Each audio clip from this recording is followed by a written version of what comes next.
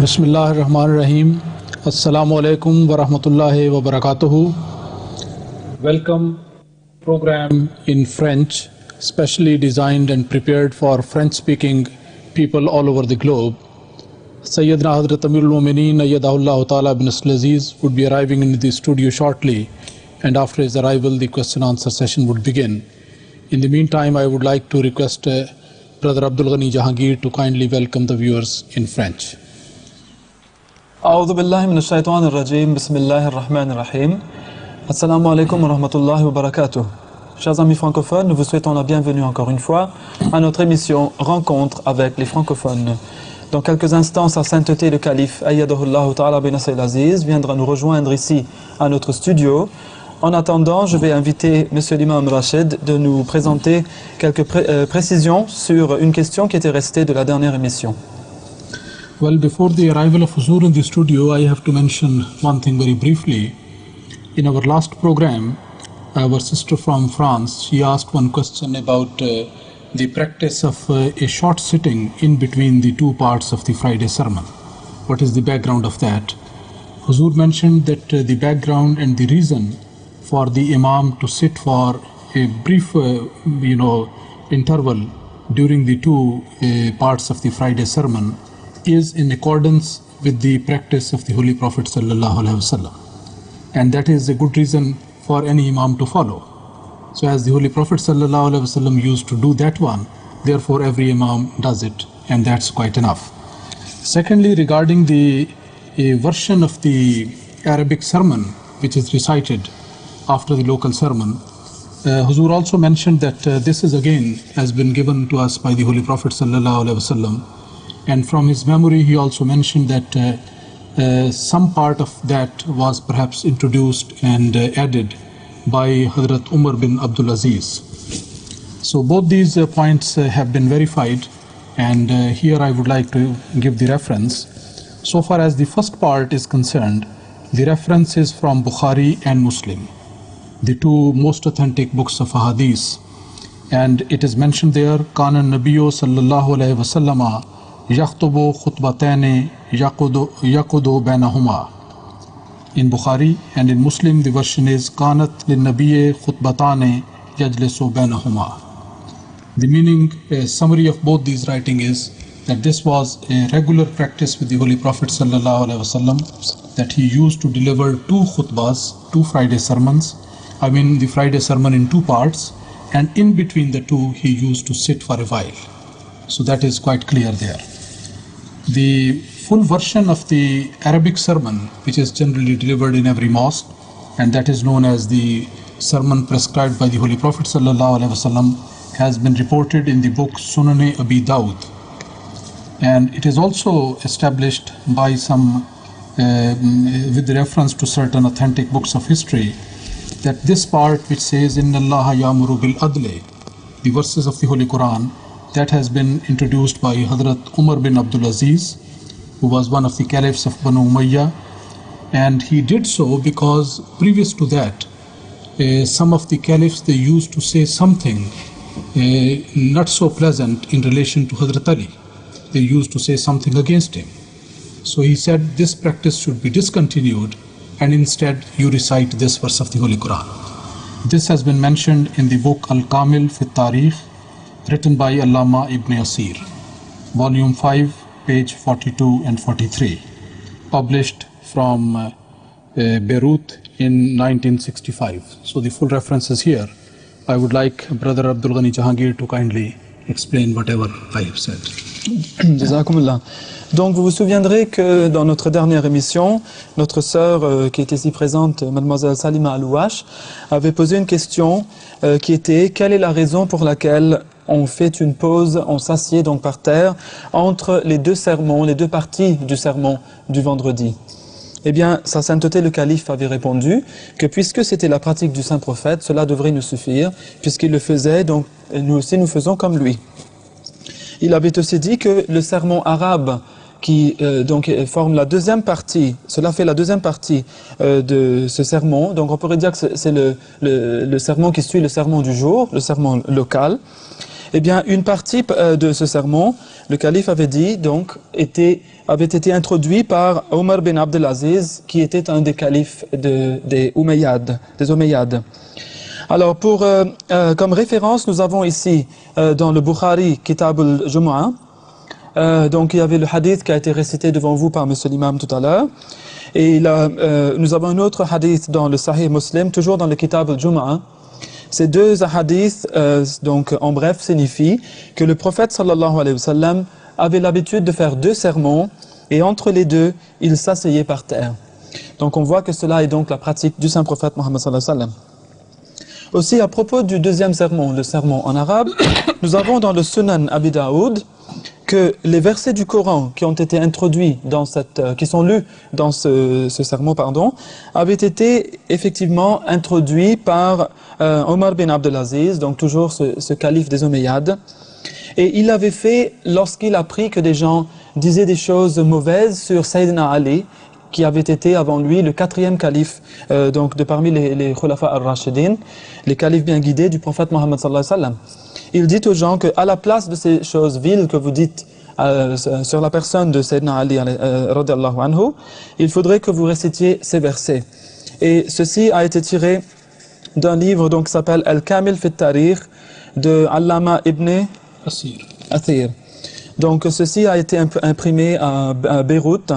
Je crois que c'est le Dar Sadir al-Taba'a wa Nashr de Beyrouth, 1965. Et c'est le volume 5, pages 42 et 43, où vous pourrez trouver la référence donc, de ce que je viens de vous dire. So I can just briefly add that in these sessions, it always happens that Huzur gives a reply and he makes a passing reference to certain verses or a hadith of the Holy Prophet sallallahu alaihi wasallam. So inshallah we will also take care in future that all these points which Huzur generally refers, we will try to find out the full reference and present it in the following program, so that if anybody would like to, further find the detail about that, one can easily locate where that reference is. So inshallah, we will continue with this practice in future. Inshallah. Monsieur l'imam nous rappelle que le calife, souvent, lorsqu'il donne les réponses aux questions qui lui sont posées, eh bien, il fait des références à certains hadiths, des ahadiths, ou bien aux versets du Coran, ou à d'autres événements historiques, par exemple. Et on n'a pas toujours sous la main les références à présenter aux téléspectateurs. Mais Inch'Allah, nous essaierons de les présenter pour que les téléspectateurs puissent les retrouver pour une étude plus approfondie. Wa alaykum salam. Yes. Wa alaykum salam.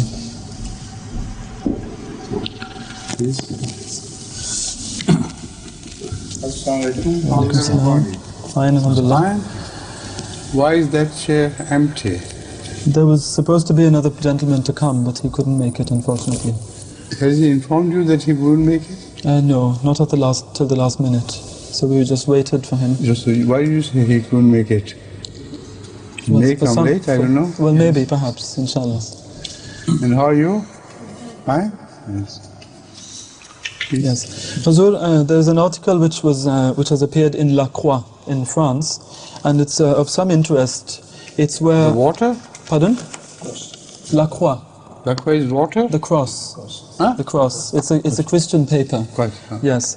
Where an interview was done of the Home Minister, who was Mr. Jean-Pierre Chevènement, and Huzur will remember perhaps that he used to be the defense minister during the Gulf War crisis. And when he resigned? Yes, exactly. Because of the unjust treatment of the Bosnians. Yes.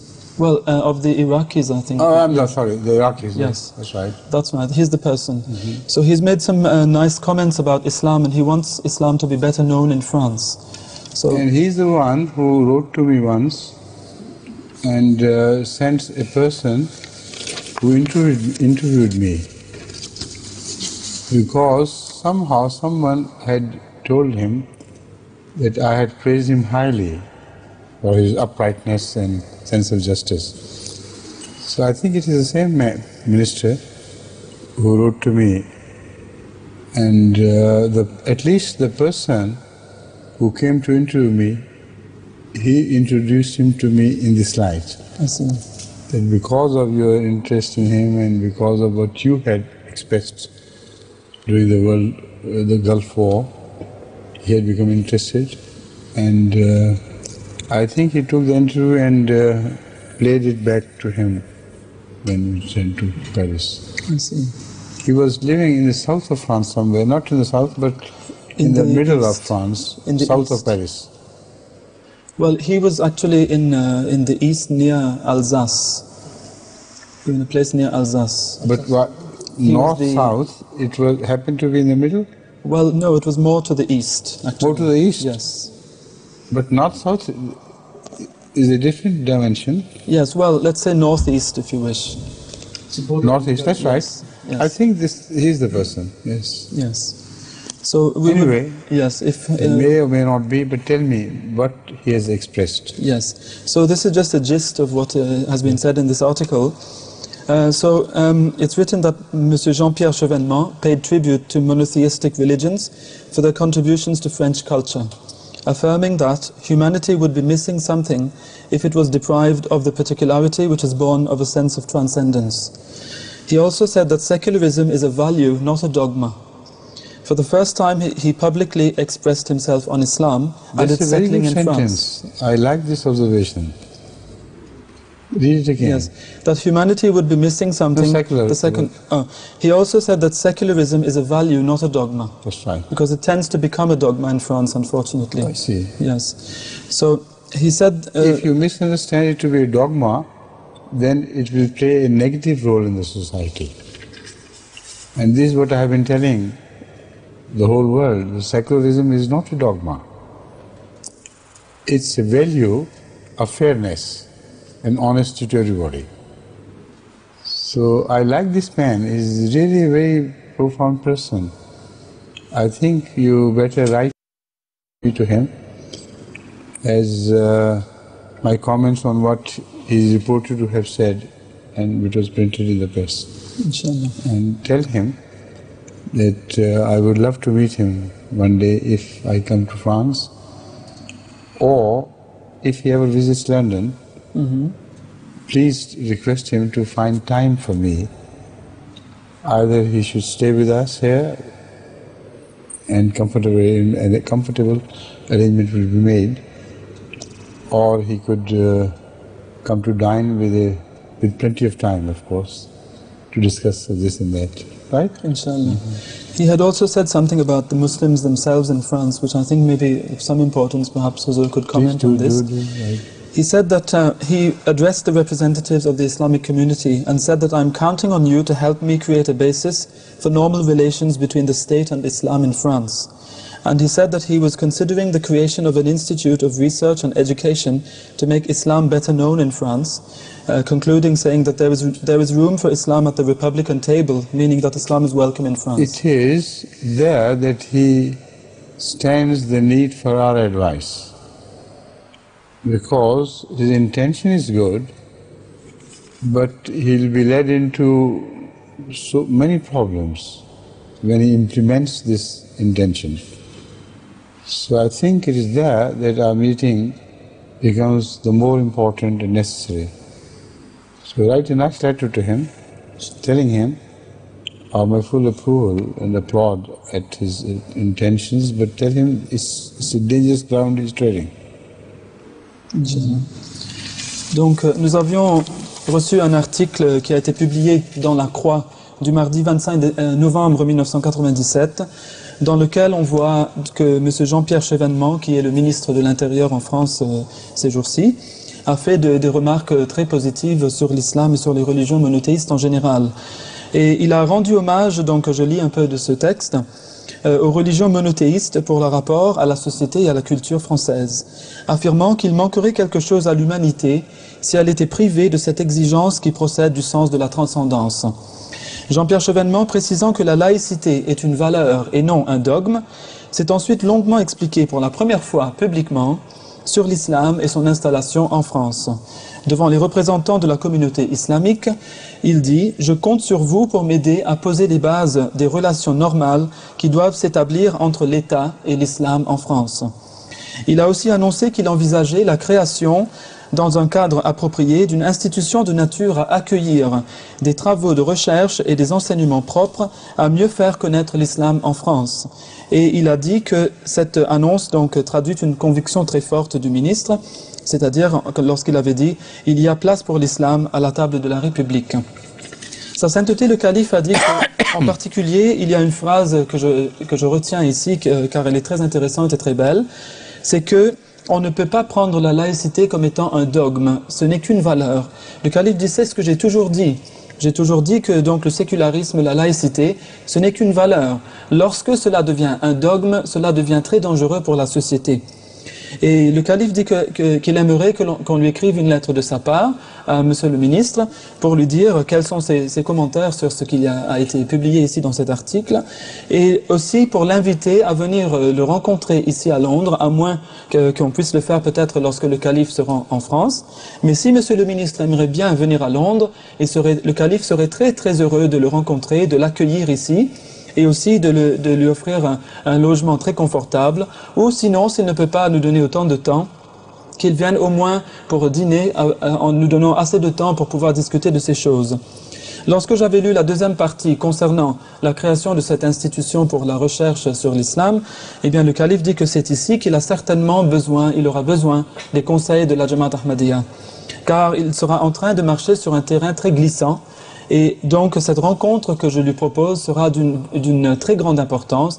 Donc il a réitéré encore une fois son invitation à monsieur le ministre à venir discuter de cela avec lui ici à Londres. Now, I have refreshed my memory as to what actually happened, and I think my first remark was right. It was the same minister who also spoke for the freedom of the Bosnians and Albanians, etc. And it was the community around him, the community of Bosnians and Albanians, etc., who were also known to me. So when they sang high praises of this man as a great person who had the courage to speak truth with justice in every world affair, then it was that if I remember rightly, I wrote to him, not about the previous occasion, but about his interest in the Boston War. And I said, you are the only person in the West who stood up to this and was a great man. In response to that, what I have just related happened. So I remember the person was sitting here when he interviewed me, and he told me that the minister, ex-minister, is now fully aware of your existence, your presence, and what you are, and the community, etc., etc. And it was at his behest that he had come to interview me on various issues which related to the Albanians and Bosnians, not the Iraqis. I have got that interview recorded here, video recorded. So if I could lay my hands to that, maybe we could refresh our memory further by that interview. Inshallah. I remember also that during the Gulf War, if Hazur would permit me, Hazur had also expressed a high opinion of what he had done. Of course I did. I'm not denying that. Yes, but that was But at that expression of opinion, the contact was not made. Yes. I just did it one-sidedly. Mm-hmm. You know, that was not for his sake, it was for the sake of my own honesty, that I had to pay this such high tribute to a European who was, who was overwhelmingly impressive in his boldness and his dedication to justice. Exactly. Sa sainteté nous dit que je me souviens un peu plus donc de M. Chevènement à présent. Il me semble que c'était le même ministre dont m'avaient parlé certains Bosniaques et Albanais que je connaissais moi-même ici en Angleterre. Donc c'était eux qui m'avaient parlé de lui et de sa noblesse de caractère, de sa grandeur, de sa justice, son sens de la justice. Et ils avaient dit qu'ils l'avaient contacté donc eux-mêmes pour qu'ils les aident dans leur cause pendant le conflit de l'ex-Yougoslavie. Et c'est ainsi que je l'avais contacté. Il est vrai que je l'avais contacté avant au sujet de la guerre du Golfe, mais cela n'avait pas abouti à une relation entre nous.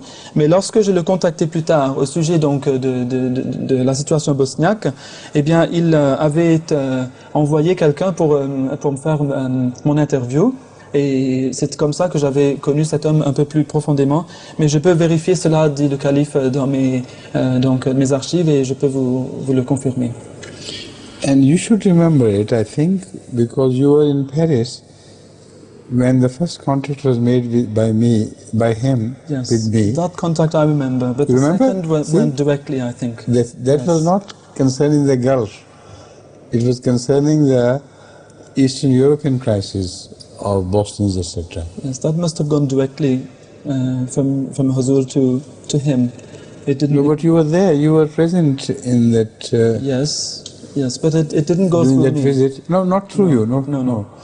But the person who came and said that he had come from him and he spoke. I think you were present. No, I was present in France, but I don't know of this. It's news for me today. Yes. Shall we? Please. Yes. Question? Assalamu alaikum. Wa alaikum assalam.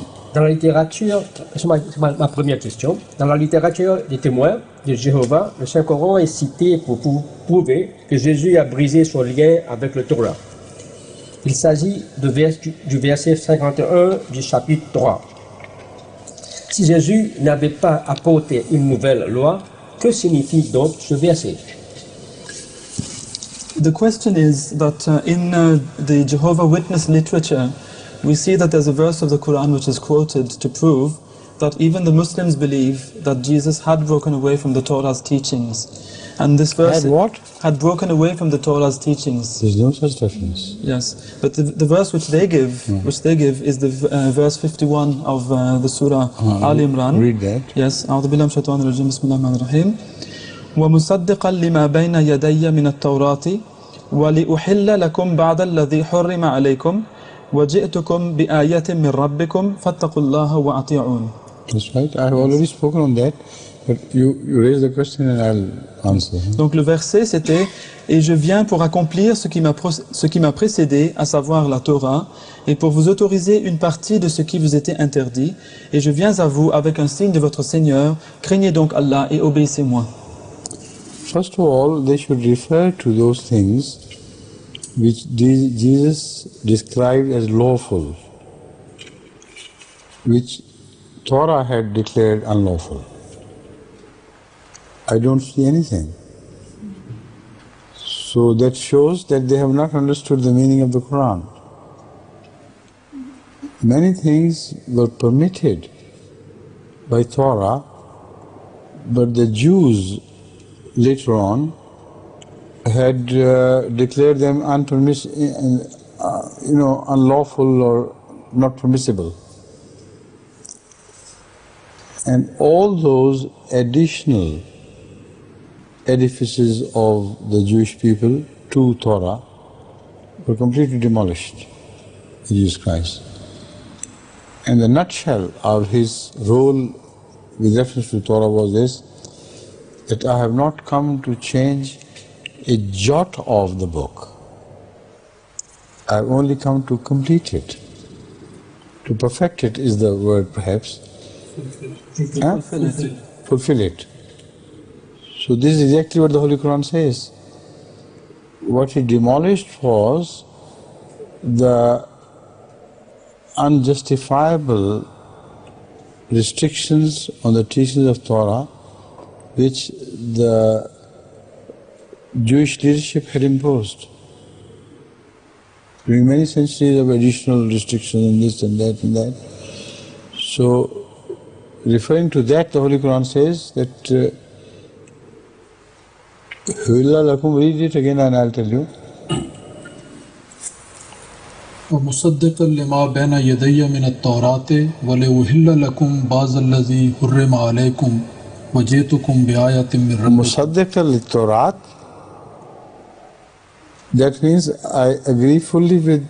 agreed fully with Torah. And the reference later on is not given to Torah. It is mentioned in the, what they say, in Urdu, Majhul. The Talmud? No. The Mishnah? It is in a tense in which direct subject is not mentioned, but the act is mentioned that it was done by someone. The passive tense. Passive tense, but not referring to the one who did it. Yes. Many a time, passive tense is used to indicate that it was done by someone. Yes. By him or by that or by that. In this case, the passive tense is used, but the perpetrator of that act is not mentioned. It's impersonal. To be Torah or any other person. Impersonal That's passive tense, yes. That is what I'm saying. So when you read it in this context, then you understand everything to fall into steps with each other, with the whole picture. Exactement. Sa sainteté dit que cette référence, en fait, n'en est pas une du tout. Car déjà, on voit dans le verset, lorsqu'on le lit, que Jésus est en train de dire qu'il est venu pour la Torah. Donc je suis venu, dit Jésus, justement pour soutenir cette Torah, pas pour l'abolir ou pour l'abandonner. Alors, quelles étaient ces choses? Il faudrait que les témoins de Jéhovah nous disent quelles étaient les choses que Jésus avait déclarées licites, mais que la Torah avait déclarées illicites. Eh bien, on sait que beaucoup de choses avaient été permises par la Torah, mais plus tard, les Juifs les avaient déclarées illicites, donc de leur propre volonté. Jésus-Christ, son rôle était entre autres de démolir ces fausses déclarations. Et il dit que, mais attention, ne croyez pas que pour autant je sois venu démolir en même temps la Torah. Pas du tout. Il dit, je ne suis pas venu changer ne serait-ce qu'un iota de la Torah. Je ne suis pas venu pour abolir, mais pour accomplir. Il avait bien éclairci ce point. Et c'est exactement ce que nous dit ici le Saint-Coran. Et donc, Sa Sainteté le Calife nous dit que ce qu'il avait détruit, ce n'était que ces restrictions additionnelles qui avaient été faites plus tard au fil des siècles par les Juifs qui avaient suivi la révélation de la Torah et qui les avaient prises comme faisant partie de la Torah. Mais en fait, ce n'en était pas. Jésus était venu donc enlever cela et c'est tout. Again, what he did is exactly opposite to what the Jehovah's Witnesses are claiming. The only thing they could point out in this context would be the eating of the flesh of swines. There is not a single verse in the New Testament which refers to Jesus' permitting eating of the flesh of swine. Not one verse. Never is he reported himself to have eaten the flesh of swine. So the one thing which could be made halal by him, he never did. They drank wine and Torah permitted it, and he never said anything against drinking of wine. So there is not one single instance they can quote where he made permissible what was rendered impermissible by the Old Testament. On the contrary, they believe in many things which Jesus did not mention at all. But later on, St. Paul, etc., did things which are contrary to their claim. Jesus is presented as having made impermissible things which were permissible by the Torah. Marriage, etc., etc., do not marry twice, do this and do that. They are made up things about Jesus, which he never said or did. So the Holy Quran is absolutely right when it says that Jesus did not add anything to the Bible. He came to fulfill the prophecies of the Bible, and he revived the real teaching of the Bible, which was not so restrictive as the Jewish teaching had become with the passage of time. Sa sainteté nous dit que donc ce qui est en train d'être dit ici, en fait, c'est tout à fait l'opposé de ce que revendiquent les témoins de Jéhovah. La seule chose qu'il pourrait dire, au pis-aller, il pourrait dire que Jésus-Christ avait rendu licite la consommation de la chair de porc. Mais encore une fois, on ne voit pas un seul verset dans le Nouveau Testament où Jésus avait permis la consommation de cette chair, de la chair de porc. Par exemple, on voyait que les Juifs buvaient le vin, et les disciples de Jésus aussi faisaient la même chose. La Torah l'avait permis, et Jésus n'avait jamais dit quoi que ce soit contre cela. En fait, ces gens d'aujourd'hui, donc ces témoins de Jéhovah en particulier, croient à bien des choses que Jésus n'avait pas mentionnées. On sait que Saint Paul avait introduit des choses nouvelles, comme par exemple le mariage, qu'on n'a pas le droit de se marier plus d'une fois. Donc la monogamie, c'est une nouvelle invention de Saint Paul. Ce n'était pas dans la Torah. You see, according to their claim, Bible should have restricted marriages between cousins. Had restricted marriages between, had not restricted marriages between cousins. And marrying more than once, 4 times, 5 times, sometimes even 100 times. Now these were the free and permissible teachings of the Torah.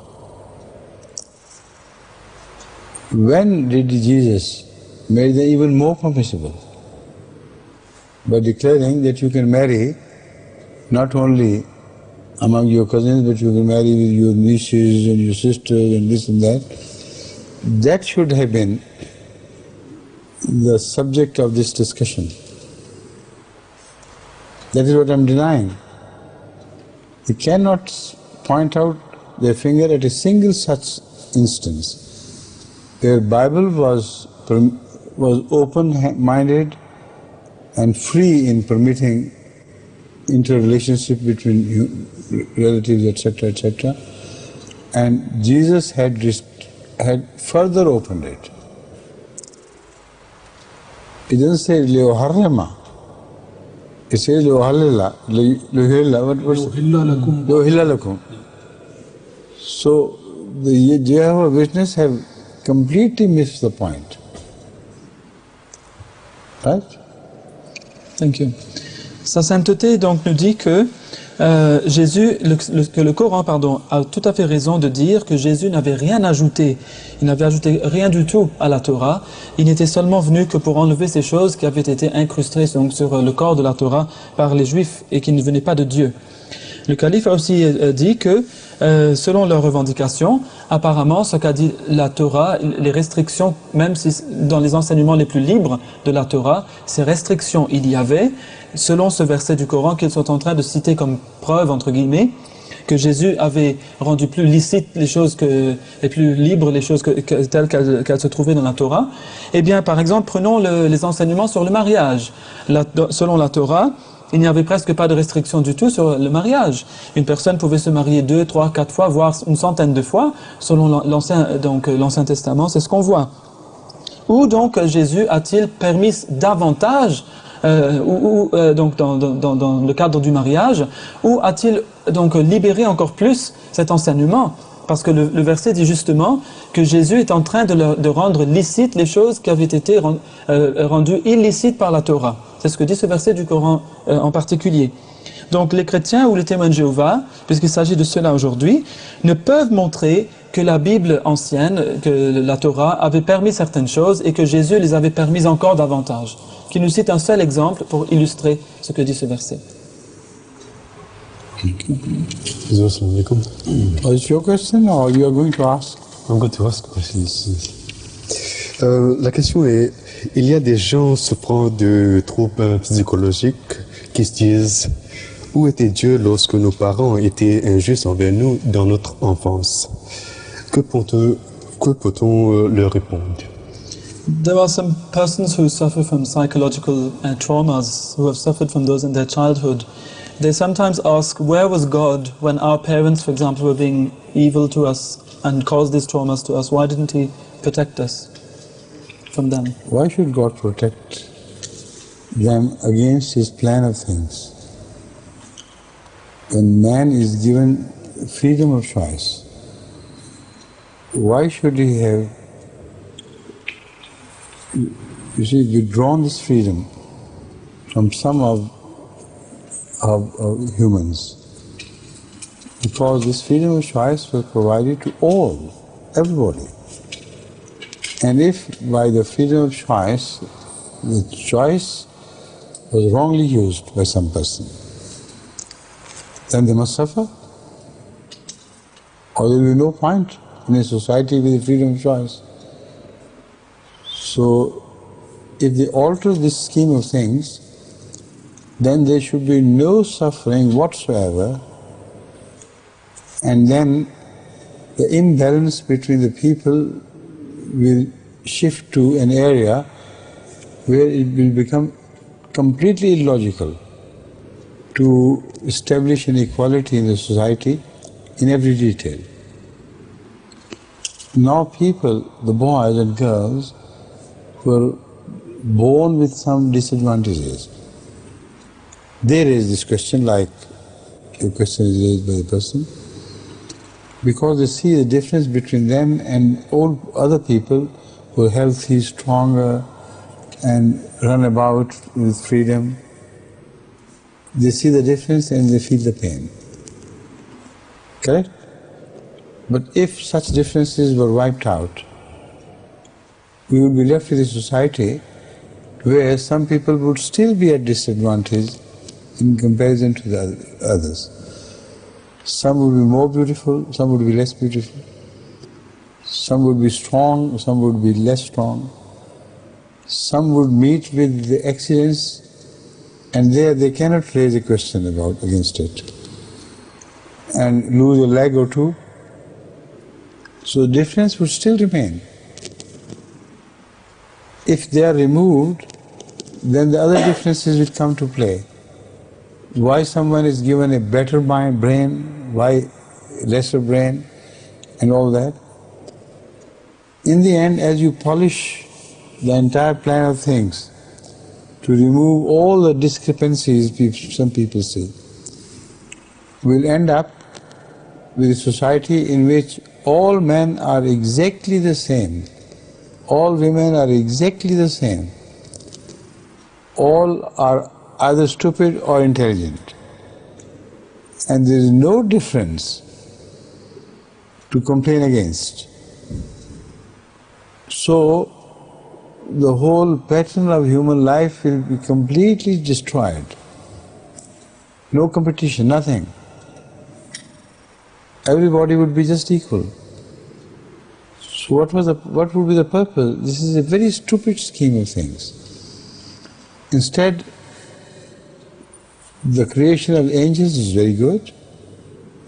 Why not stop short at that? Why to create humans at all? See, these are the things which can be logically proved to be, these are the allegations or objections which can be logically proved to be wrong. And this discussion has already been taken up by me in the book which I was mentioning so many times. It's in the final phases of polishing and made ready for the press. But there's so many things to be done about such a book, which has to be a scholarly study, that every reference has to be checked and rechecked, because this book will be in the hands of experts, and if they find even one discrepancy, they will object, like this child has objected. But their objection will be justified. His objection is not justified. I have spoken of this at length. And whenever it is out, I hope it will be out sooner than people expect, then inshallah you'll be able to read it yourself, the fuller answers to such questions. Sa sainteté, le calife nous dit que pourquoi Dieu devrait-il protéger ses enfants contre son propre plan des choses? Il a donné la liberté de la conscience à tous. Et si on utilise donc cette liberté de la conscience d'une mauvaise façon, il faudra qu'on en souffre. C'est la conclusion logique de ce plan. Sinon, s'il y a intervention divine dans certains cas dans la société, il y aurait certainement un déséquilibre qui va naître dans la société humaine. En fait, ce qui se passe, c'est que ces enfants qui ont subi un traumatisme psychologique quand ils étaient très très jeunes, lorsqu'ils grandissent, ils se comparent aux gens qui n'ont pas subi de tels traumatismes et ils voient une différence entre eux et ceux qui sont plus avantagés. Et ils en souffrent, évidemment. Mais que veulent-ils? Veulent-ils qu'on enlève cette différence? Car si on enlevait cette différence, subsisteraient encore d'autres différences, comme par exemple des différences au niveau de la beauté, au niveau de l'intelligence. Certains vont faire des accidents alors que d'autres ne vont pas en faire. Il y aura toujours des différences. Mais si on enlevait même toutes ces différences-là, eh bien, quel serait le résultat? Le résultat serait une société où tous les hommes seraient identiques les uns aux autres. Pareillement, les femmes seraient identiques les unes aux autres. Il n'y aurait plus de compétition, puisque tout le monde serait exactement pareil, et la vie serait tout autre. Ce serait une vie bien banale, en tout cas. Quel serait le but d'une telle vie? Le calife dit que Dieu avait bien créé les anges. Les anges, c'est une belle création, c'est une bonne création, pourquoi ne pas s'arrêter là? Mais non, il avait le but donc dans la création de l'homme. Le calife dit donc cette attitude qu'a pris ces gens qui disent que nous avons souffert ainsi, c'est injuste, cette attitude peut être logiquement prouvée comme étant fausse. J'ai donné une réponse bien plus approfondie à cette question dans mon livre qui va paraître bientôt, dit le calife, et c'est donc en cours ça passe par les derniers stades, si vous voulez, avant la publication. Et il faut que nous voyions bien s'il n'y a pas d'erreur, parce qu'il y a des spécialistes qui vont voir les différentes matières qui sont traitées. Il ne faut pas qu'ils y objectent, car s'ils objecteront, ils auront raison. Alors que l'enfant qui objecte ici, il n'a pas raison. Right. Salam alaikum, Huzour. À notre connaissance, tous les prophètes avaient un père, sauf Jésus. Pourquoi cette exception? In our knowledge, all prophets had a father, but except Jesus. So why was there an exception in the case of Jesus? According to your belief, who was the father of Adam? Qui était le père d'Adam, selon votre croyance?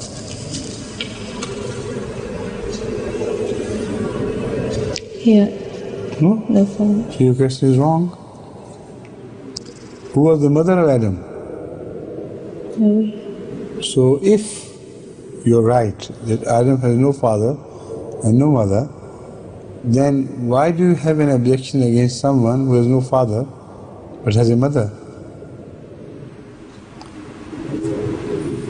From his mother, he could have inherited all the genes which were responsible for the creation of a child through the mother. From his grandfather, he might have inherited those genes.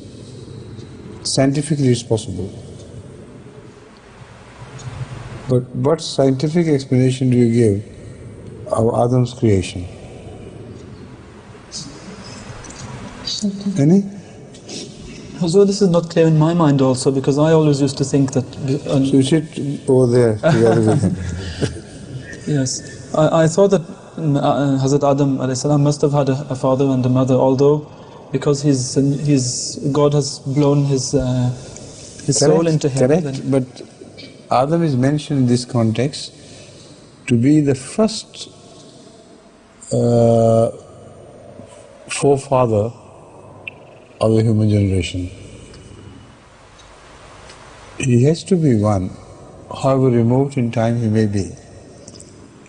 The Holy Quran doesn't refer to Hazrat Adam as such.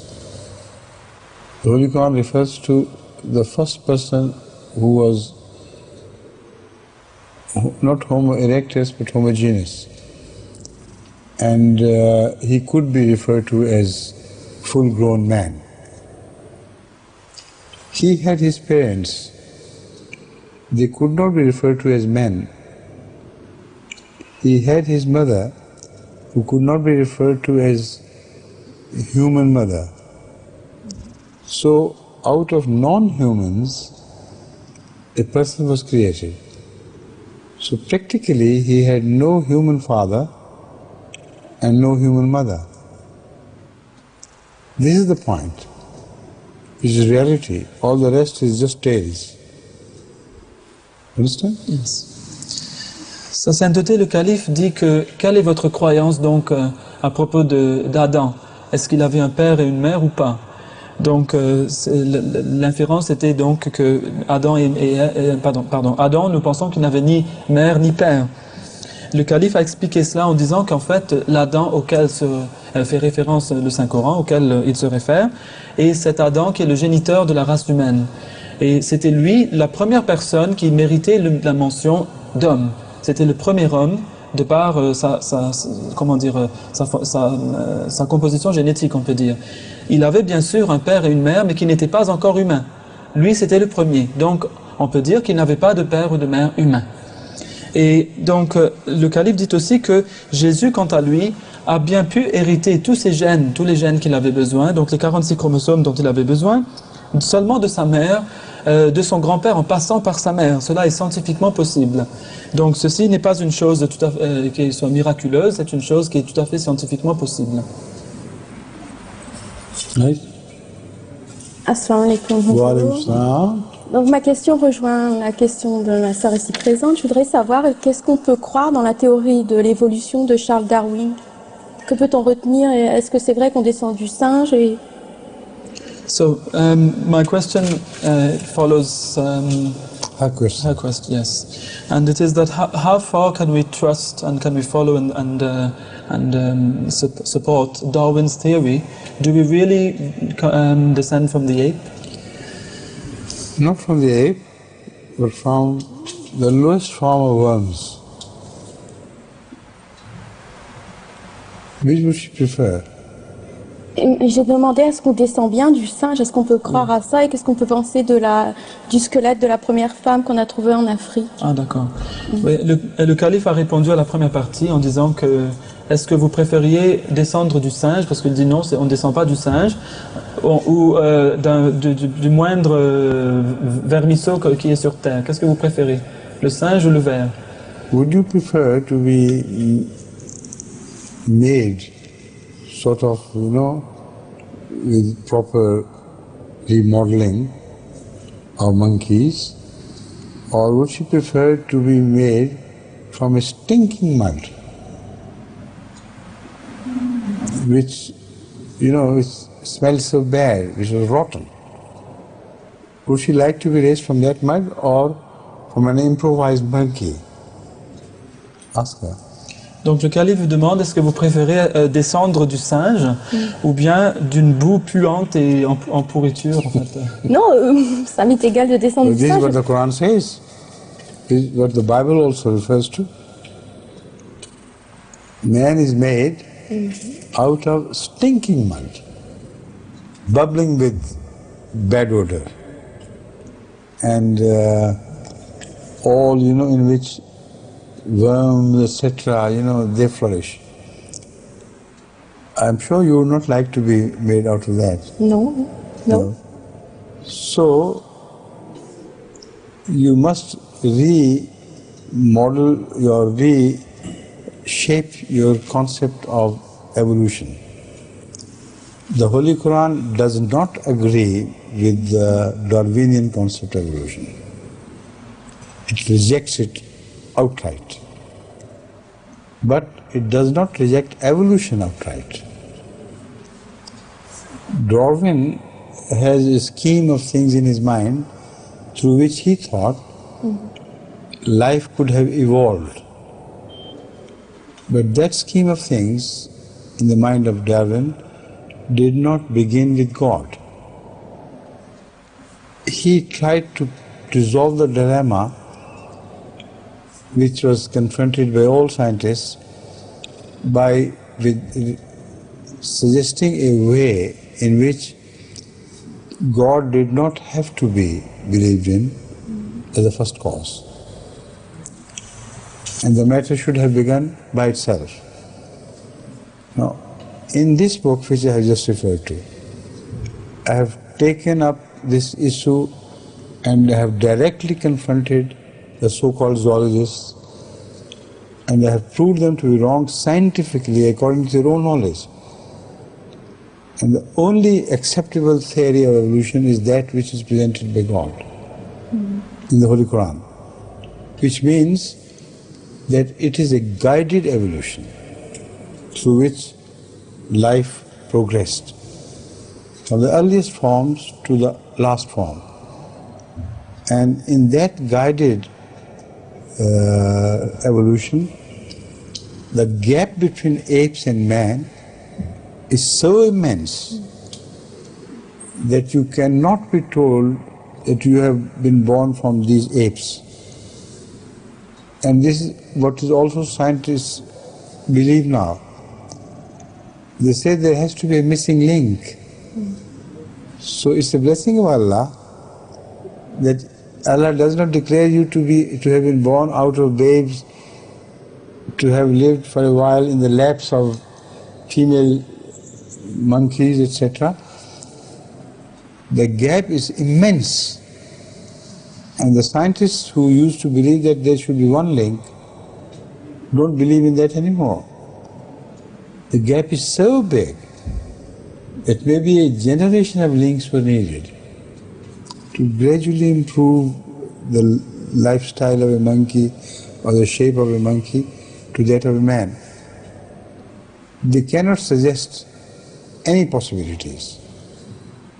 If they do, their suggestions are stupid and have to be totally rejected. No evolution from monkeys to man can be traced. Otherwise, you should have found some monkeys reading some small books, not highly educated, but in the evolution they should have started this. Man should have learned this art of reading and writing gradually, bit by bit.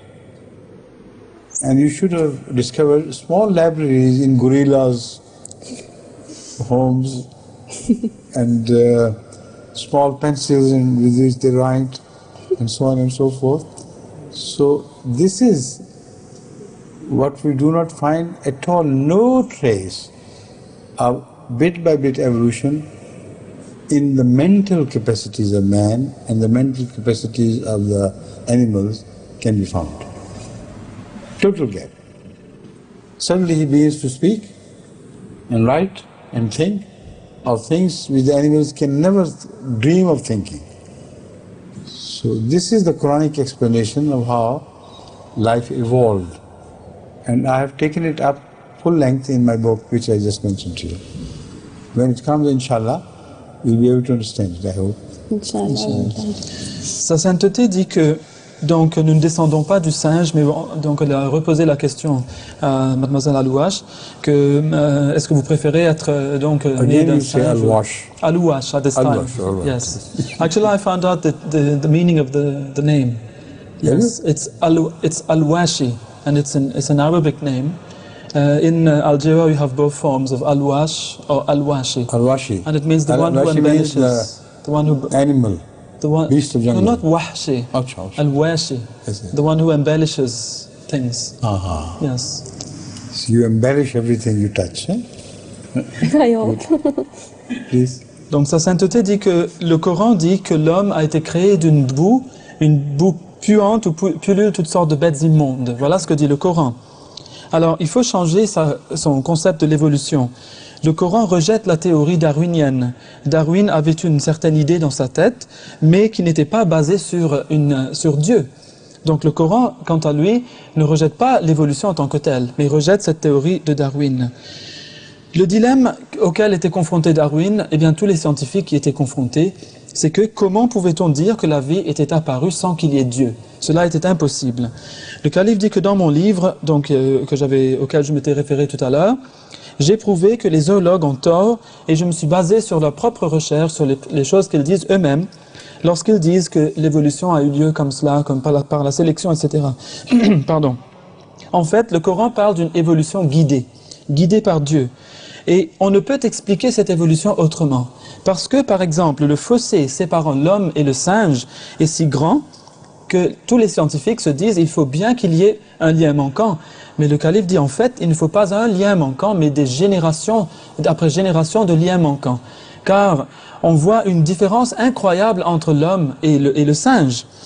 Et on ne peut pas dire que l'homme descend directement du singe, parce que sinon, qu'est-ce qu'on aurait dû voir? On aurait dû voir des singes qui seraient à différents niveaux de l'évolution. Par exemple, nous lisons de gros livres, on verrait des singes qui liraient de petits livres. On verrait par exemple, dit le calife, des petites bibliothèques chez des gorilles. Donc ils seraient en train de lire et ils écriraient avec leurs petits crayons en langue de gorille, etc. Mais ce n'est pas ce qu'on voit. En fait, ce qu'on voit, c'est que d'une part, des bêtes reculent, et soudain, on voit l'homme qui pense, qui réfléchit, qui parle. Donc une différence énorme. Comment expliquer cela? Eh bien, le calife dit que la réponse à cela, et une réponse très détaillée, très approfondie, se trouve dans mon livre qui va paraître bientôt, Inch'Allah. Quand vous aurez ce livre, vous allez avoir beaucoup de réponses, Inch'Allah. Your question. Une conférence vient de se terminer en Iran. Croyez-vous que ça diminuera la tension qui existe entre les pays du Moyen-Orient? There's just been an Islamic conference in Iran. Do you believe that after this conference, the tension in the Middle East could be relieved a little bit? No conference has ever produced any such result in the past. Bigger conferences have been held in other countries, in Pakistan twice. It was attended by all the heads of the Muslim states. And yet, no such result was ever obtained. They just gather, talk, and rise and disappear. That's the sum total of their exercises there. They make speeches, everybody applauds, well done, and they say wonderful things about the future of the unity of Islam and things. And then they separate and disperse. And for a while there is so much noise in the papers. And after a while there again is a noise in the paper of this Islamic country fighting the other one. So it's just talk, nothing real and solid. Sa sainteté, le calife dit jamais, il n'y aura aucun résultat pareil, aucune conférence n'a jamais produit de tels résultats. Au Pakistan, il y a eu 2 fois de telles conférences où tous les chefs d'État musulmans étaient venus ensemble et ils se sont parlé, ils ont fait des discours, tout le monde a applaudi, puis ils se sont séparés, ils se sont dispersés. Pendant quelque temps, il y avait beaucoup de bruit dans la presse, mais après, tout donc disparu, et puis on n'entendait plus parler de cela. Et ils n'ont jamais pu avoir les résultats qu'ils voulaient pour avoir l'unité de l'islam, etc., et la paix dans le Moyen-Orient, jamais. I believe that such conferences should be held with a completely different agenda. The conferences of Islamic countries are good, but they should consider the ways and means to remove the barriers between the Muslim world and the non-Muslim world, to internationalize Islam and Muslims. This is the purpose of the Holy Quran. So why are they building their own small holes confined within the walls they have themselves created? It is time that those walls were broken and destroyed. It is time that Islam is presented in a manner that the entire world would welcome it with open arms. So such conferences, I believe, would be really meaningful and they are needed today. Otherwise Islam would be looked at in a completely different complexion from the Islam of Hazrat Rasulullah sallallahu alaihi wasallam. Sa sainteté dit que je crois que de telles conférences devraient être tenues, mais avec un agenda tout à fait différent. Il faudrait qu'ils viennent ensemble pour essayer d'enlever les barrières qui séparent le monde musulman du reste du monde. C'est cela le but du Coran. Lorsque le prophète de l'islam sallallahu alayhi wa sallam dit qu'il est universel, il est pour tous les hommes, c'est cela le but. Donc il est grand temps que l'islam soit présenté de sorte que les différents peuples le reçoivent, les bras ouverts, et de telles conférences seraient très importantes pour ce faire. Thank you so much. You only left with 22 seconds and less link seconds. I don't think we have time enough now to pose a question and answer the question.